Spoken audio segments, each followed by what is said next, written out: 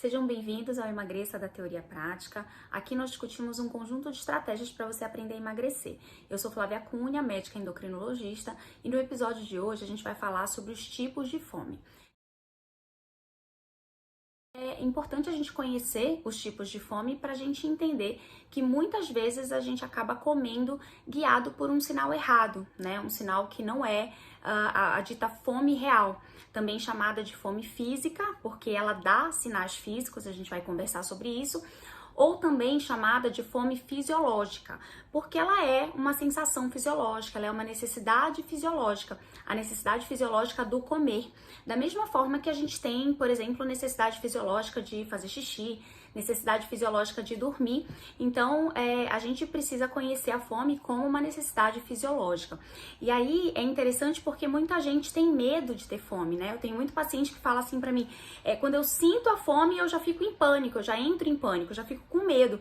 E isso mostra justamente a relação conturbada que muitos pacientes têm com o ato de comer, porque eles não conseguem enxergar o ato de comer como uma necessidade fisiológica. E aí eu digo para esses pacientes que sentir fome é bom, né? Mesmo quando a gente está objetivando o emagrecimento. A sensação de fome, você sentir a sensação de fome, claro que julgando que seja a fome real, né? Aquela fome física, fisiológica, isso é um sinal bom. Por quê, né? Parece até paradoxal para quem quer emagrecer. Mas é o seguinte, quando a gente tem fome, quando a gente sente aquela sensação real de fome, significa que o nosso organismo já conseguiu metabolizar a última refeição, né? Então ele já metabolizou completamente e aí ele já começa a sentir uma diminuição dos níveis de nutrientes, dos níveis de energia. Então a gente começa a ter a sensação de queda de energia, né? A gente começa a pensar em comida, começa a lembrar de comida, sente uma sensação no estômago. Então esses são os sinais físicos da fome real. E aí é interessante porque se eu fiz a minha última refeição há, sei lá, 4 horas, por exemplo, significa que já deu tempo suficiente, claro que depende do que eu comi, obviamente, né? Mas se foi um prato de comida, sei lá, se foi no almoço, um prato de comida normal, né, que eu como todo dia, e aí já se passaram 4 horas, significa que já deu tempo de metabolizar aquele prato de comida. E aí a minha energia, o meu nível de glicose, de outros nutrientes, ele começa a diminuir, começa a cair no meu organismo, e aí o meu organismo começa a me dar sinais de que eu preciso voltar a buscar comida. Então, uma dica legal, né, pra gente saber se a fome que a gente tá sentindo é uma fome real, é lembrar do momento da última refeição e também do que eu comi na última refeição. Então, por exemplo, se eu fiz um lanche 4 da tarde, mas foi um lanche, eu só tomei um suco, por exemplo, e aí são 7 da noite já, e aí começa a me dar uma sensação de fome, eu vou lembrar que eu só tomei um suco no meio da tarde, né? Então, que minha última grande refeição foi lá no almoço, então é muito provável que 7 da noite eu já esteja realmente sentindo a dita fome real, né? Fome física ou fisiológica. Agora existe uma segunda fome que é chamada de fome hedônica ou fome do prazer, que também é conhecida como apetite. Então é a diferença aí, né? Quando a gente fala de fome, teoricamente a gente está falando daquela fome real, dessa fome que eu acabei de explicar. E a fome hedônica é chamada de apetite. Então existe uma diferença técnica aí entre fome e apetite. No apetite, eu tenho vontade de comer um alimento específico. Então, não é qualquer alimento que vai me saciar. É um alimento específico ou de um grupo específico. Então, sabe quando a gente fica rondando a geladeira, a cozinha e fica falando assim, tô com vontade de comer alguma coisa que eu não sei exatamente o que é. Então, é muito provável que essa fome seja só uma vontade de comer, não seja uma fome real. É uma vontade de comer um alimento específico. E, geralmente, esse alimento específico é um alimento que a gente chama de palatável, que é um alimento muito saboroso, é um alimento que dá prazer. Por isso que essa fome hedônica é chamada de fome do prazer, né, ou apetite. Então é uma vontadinha de comer alguma coisa específica. Se nesse momento eu penso, por exemplo, num alimento neutro, o que é um alimento neutro? É um alimento que eu não amo, mas também eu não odeio. Então, para mim, vou dar um exemplo. Um alimento neutro é um ovo cozido, um alimento alimento neutro é uma abóbora, uma batata doce, algum tipo de legume, né? Eu gosto desses alimentos, mas eu não amo. Então, se eu me deparo frente a esses alimentos e eu tenho muita vontade de comer esses alimentos, significa provavelmente que eu tô com fome real, né? Quando eu tô com fome fisiológica, fome física, fome de verdade, a gente acaba querendo comer qualquer coisa que aparece na nossa frente. A gente acha um alimento neutro muito apetitoso, muito saboroso.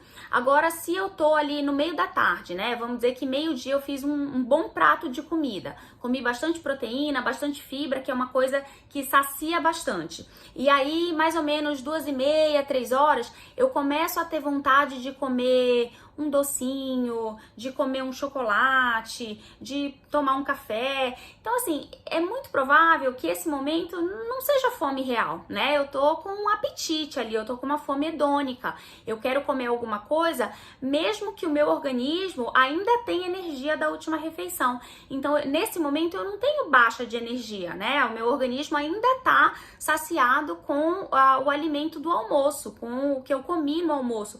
Mas eu tenho uma vontade específica. Então, a grande dica aí é exatamente essa, né? Se eu tenho uma vontade específica de um alimento específico, isso é fome hedônica, isso é apetite, isso é fome do prazer, né? Se eu tenho interesse num alimento neutro, num alimento que eu não amo nem odeio, então é muito provável que isso seja uma fome real, uma fome de verdade.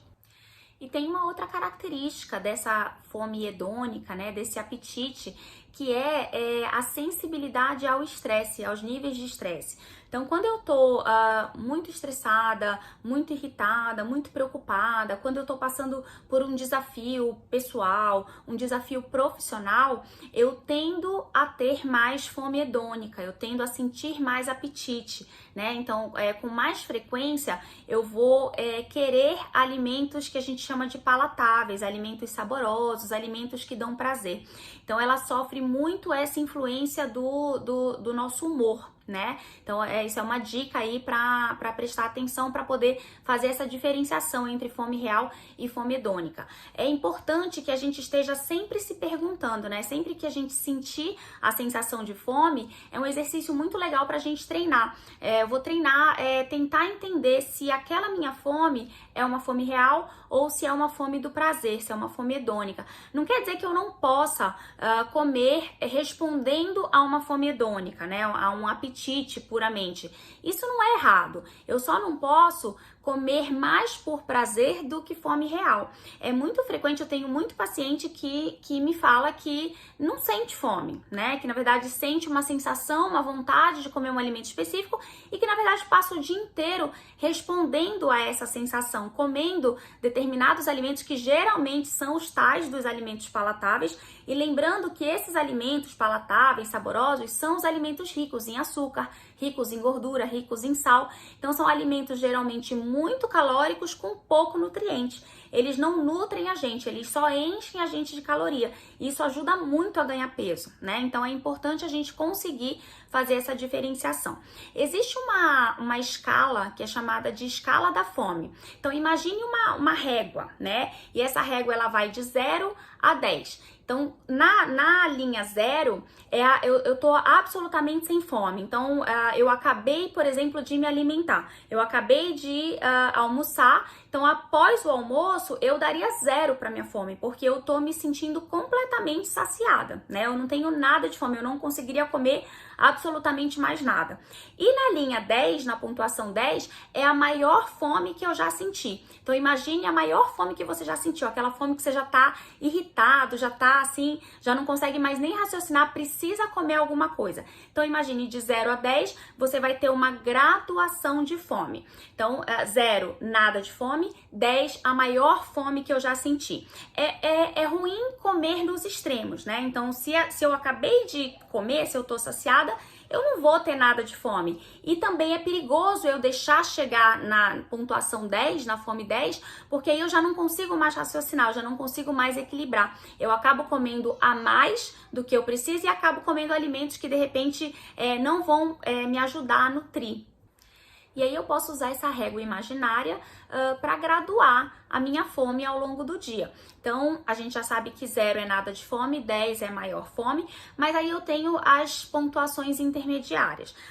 Numa pontuação ali em torno de 2, 3, eu posso começar a sentir alguma fominha leve, né? Alguma sensação ali que já conseguiria comer, né? Então a gente falaria ali que é uma fome leve, ou então uma fominha, a gente pode chamar de fominha. Ali pela pontuação 4, 5, 6 até 7 é quando a gente teria de fato a fome real. E ali na pontuação 8, 9, 10 é quando a gente já tá faminto, quando a gente já tá irritado, né? Quer dizer, já perdeu o time de comer, já passou da hora de comer e aí eu já passo a não conseguir equilibrar muito bem essa minha sensação. Então é dito que o melhor momento de comer é ali em torno de 5, 6, até no máximo 7. Seria uma pontuação legal, uma pontuação fisiológica para se comer. E aí lembrando sempre de fazer o exercício de lembrar da última refeição, né? Se no meio da tarde eu começo a ter uma fominha, lá ali para, sei lá, 4 horas, me dá uma fominha, então provavelmente eu tô ali na pontuação 3, né? Entrando na 4.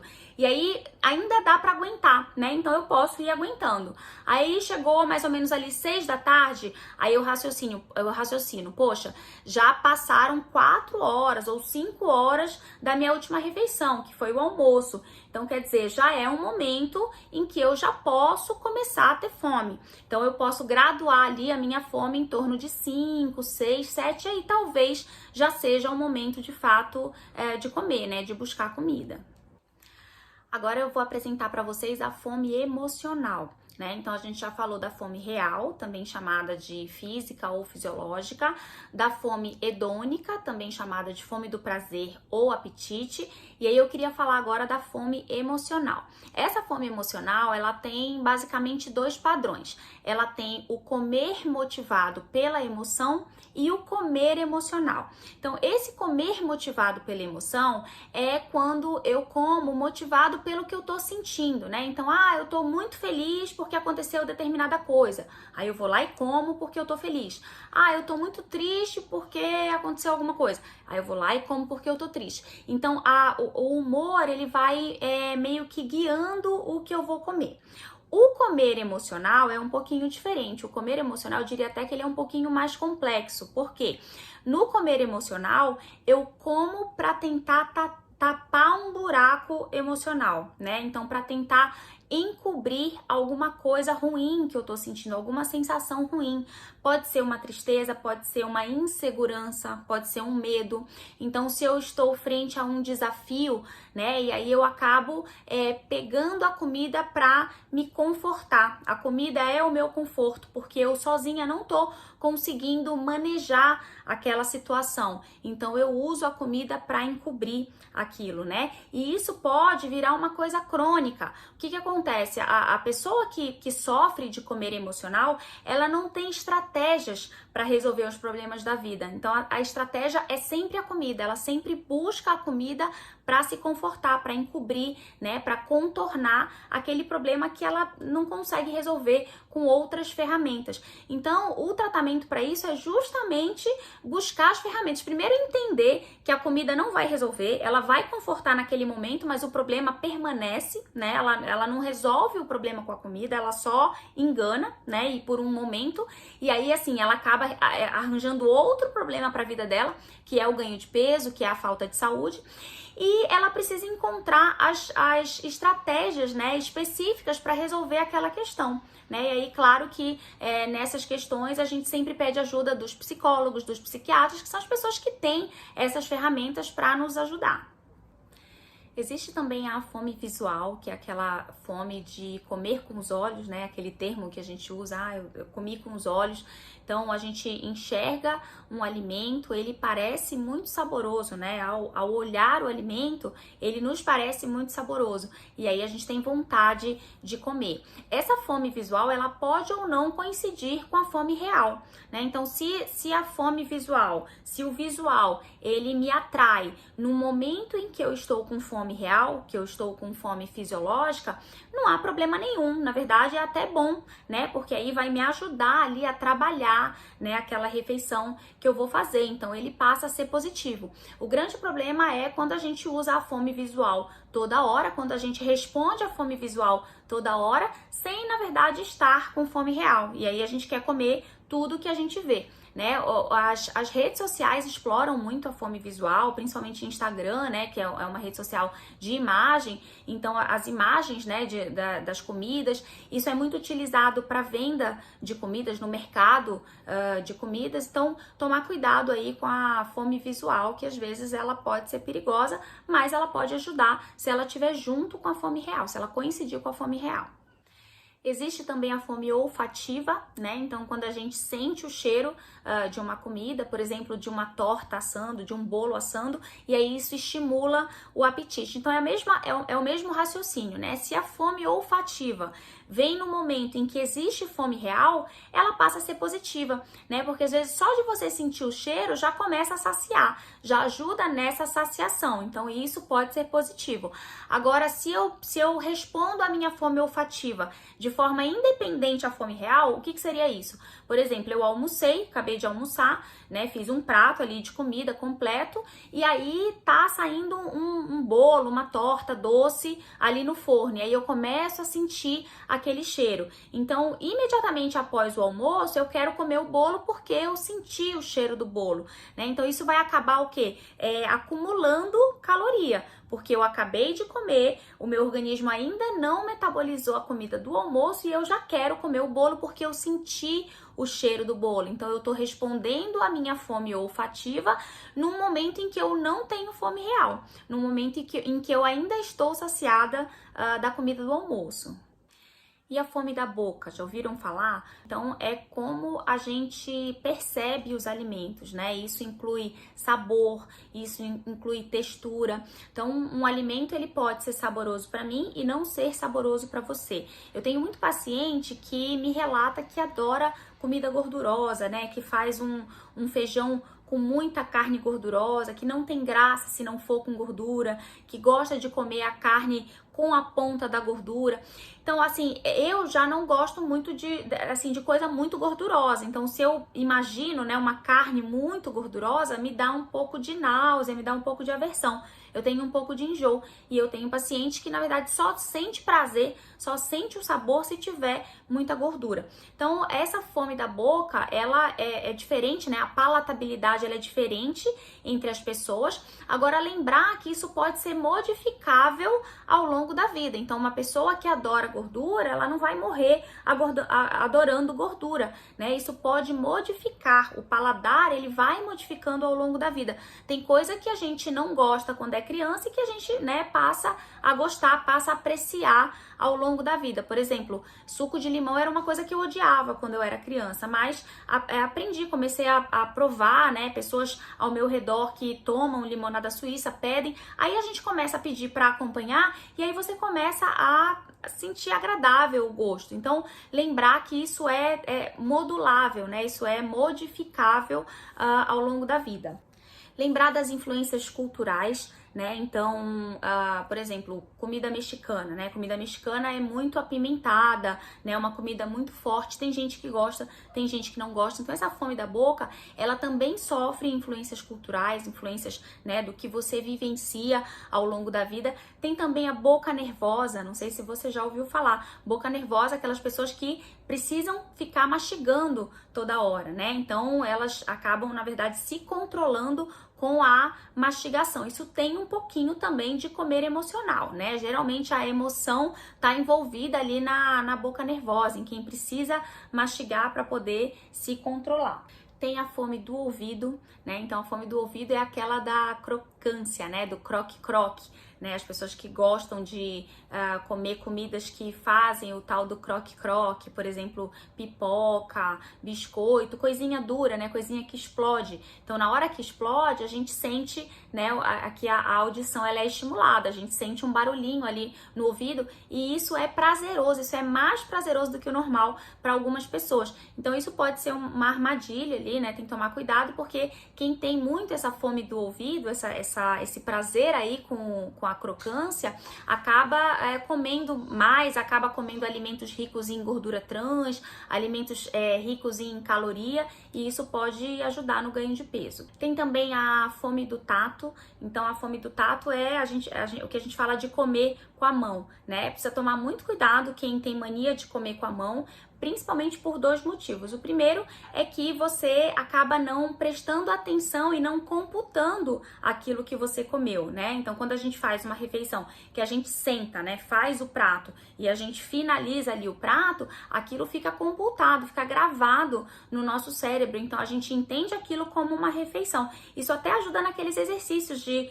perceber a fome, né, ao longo das próximas horas. Quando você come ali com a mão, você não percebe muito, você não computa essa refeição, então você pode achar que não comeu e se dar permissão de comer mais, e também você pode acabar comendo mais do que você precisa, porque fica aquela mania ali, né, de ficar comendo, mas não computa muito, então acaba comendo comendo mais do que o necessário.